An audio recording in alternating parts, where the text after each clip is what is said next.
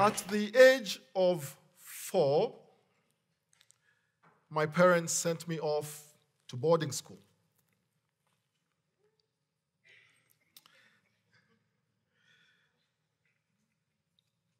As the story goes, one day a missionary couple came to visit my parents, and as they were speaking about different things, the topic came to education.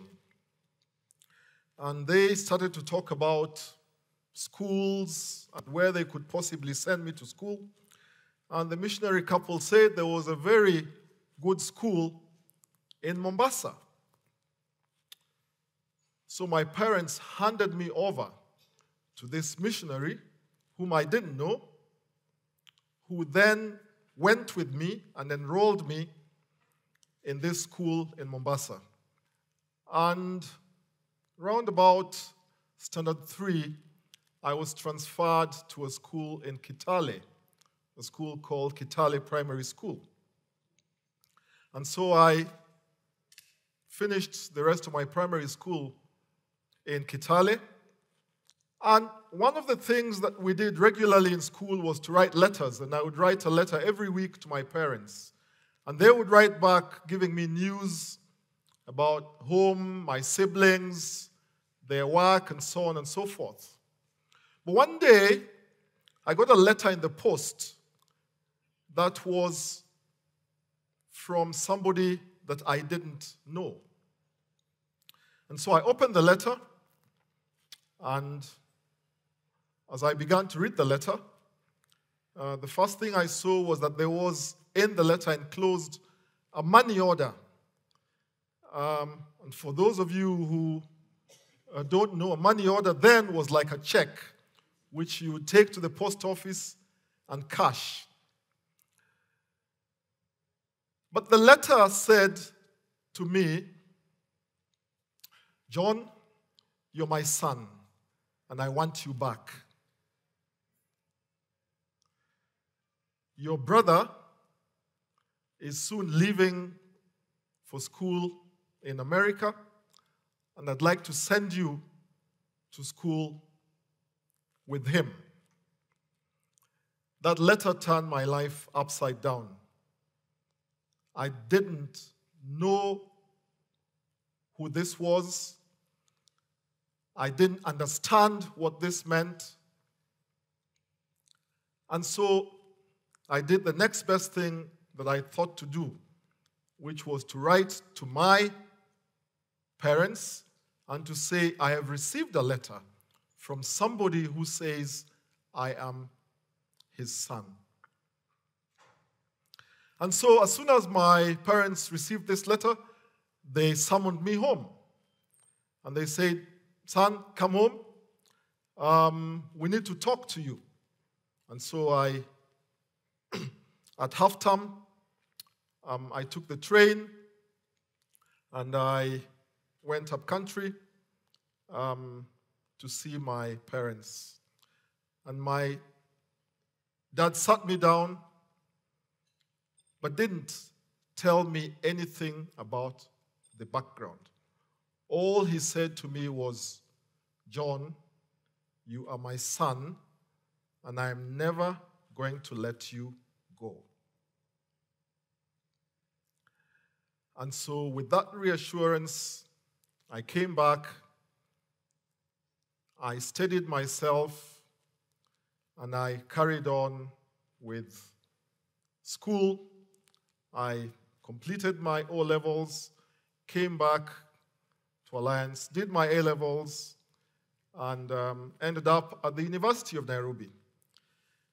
At the University of Nairobi, I found that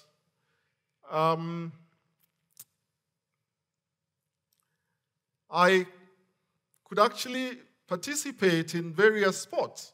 In school, I had been a very good sportsman. I had played football, I had played rugby, I had done athletics. But when I got to university, I had to choose a sport, and so I thought, I will try my hand at rugby. But as I continued to play rugby, the one thing that I found, from time to time, we would have a game, and there would be somebody there watching me. And one day, after a game, he came round to the changing room, and he said to me, "I'm your brother, Michael." I said, "What? What do you mean?" He said, "Well, why don't you finish changing, and we can have a chat about who I am." I had to figure out how to relate with Michael. But I was scared. I felt like a traitor. I felt like I didn't know what I was getting myself into.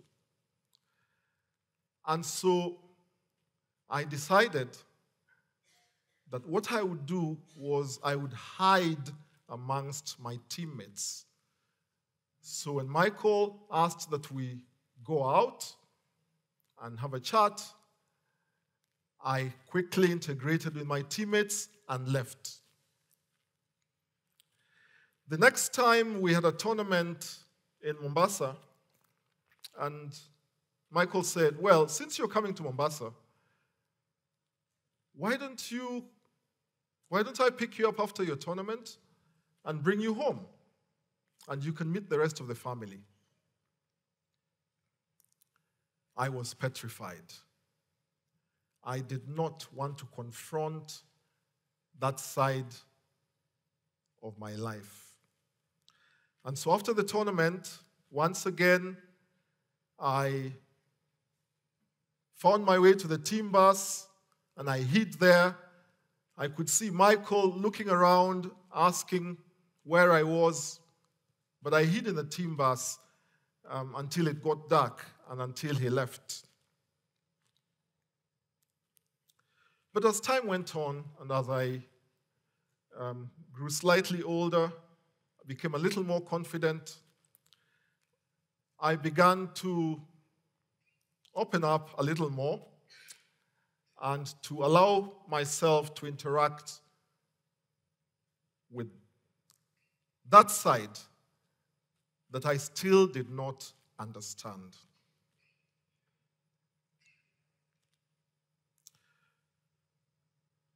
And then I met this wonderful woman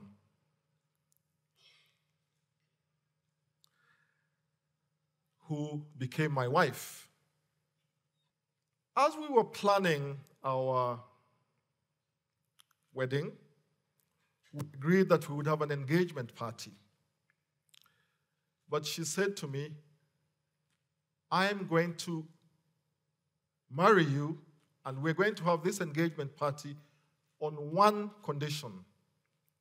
And the condition is that both your families must be there." I didn't know how to handle this. I had not reconciled myself to the fact that, in fact, I had two families. That had never really hit me. In fact, as I thought about it, on the one hand, I had a family where there was 9 of us, and I was firstborn in that family. And I had another family where there was 5 of us, and I was firstborn in that family. But as I thought about it again, I realized that all my siblings were half-siblings. So, after speaking with my wife and reconciling myself to this, we invited my parents, as I knew them, and invited my other family to the engagement party. And so the journey to reconciliation began. But I still did not know the detail or the backstory. And so as we interacted and as we got closer, my wife began to probe. She would talk to my mother, and she would talk to my father, as in my biological father.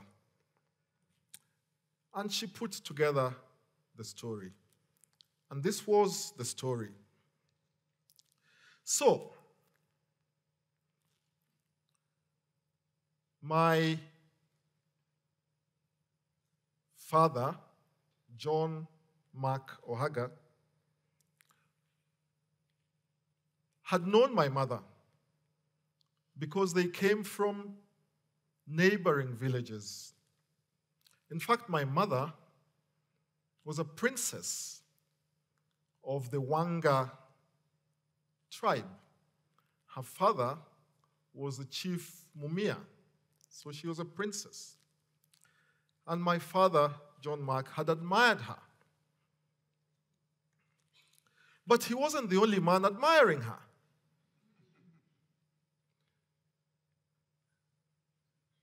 My biological father was also admiring her.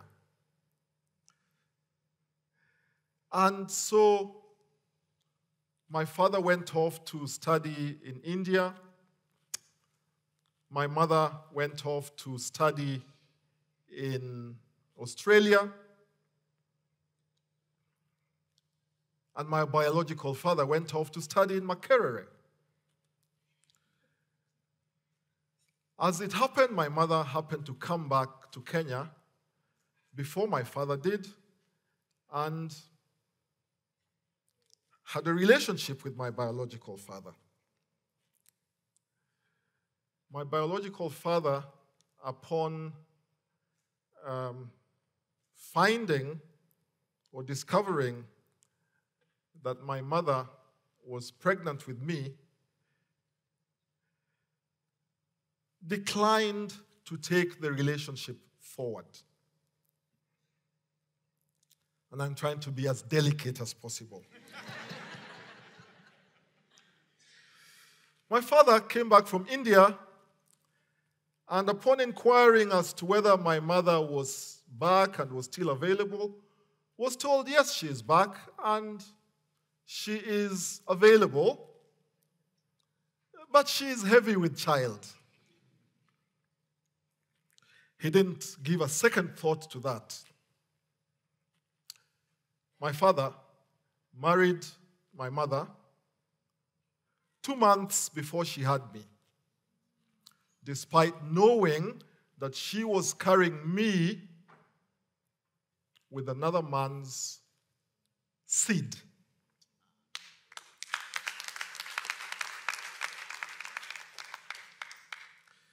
And I have never known anything other than the love, affection, and admiration that my father had for my mother. And in return, to show her loyalty, she gave him 8 more children. I got to know my biological father. I got to know the rest of my sisters and my brother, Michael. And we developed a special bond. At my wedding, Michael played a special role. And so I developed a relationship with my biological father. We became friends.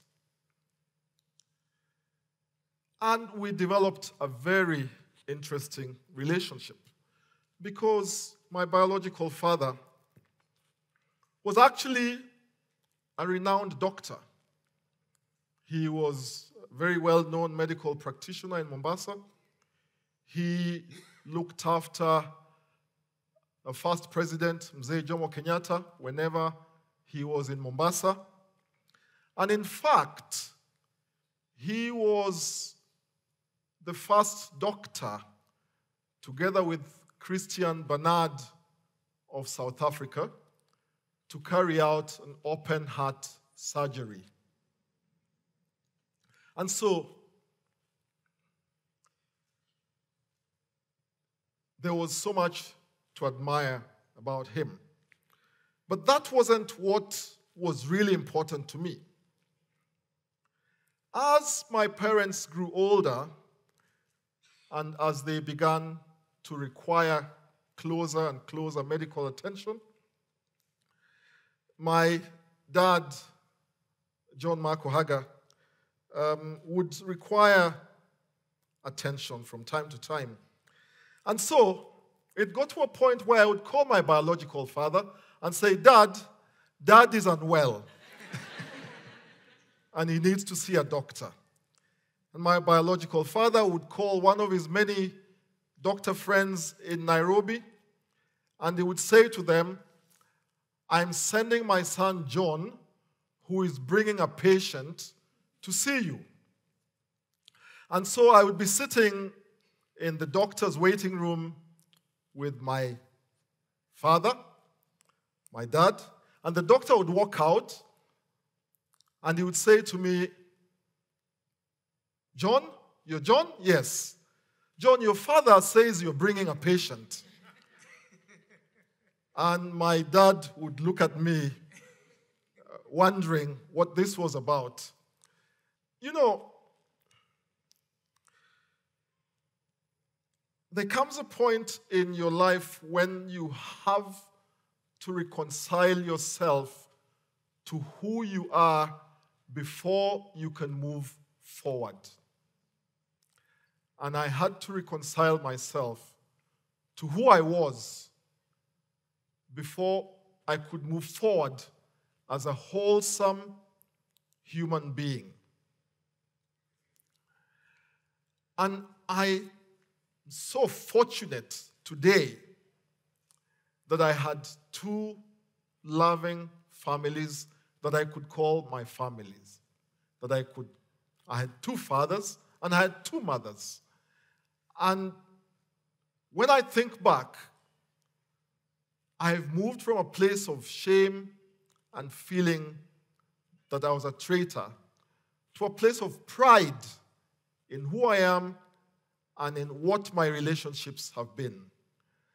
Today, I just want to own the fact that I am a son of two fathers, and that it gives me the greatest pride to tell you that I have two fathers and one Father in heaven. Thank you very much.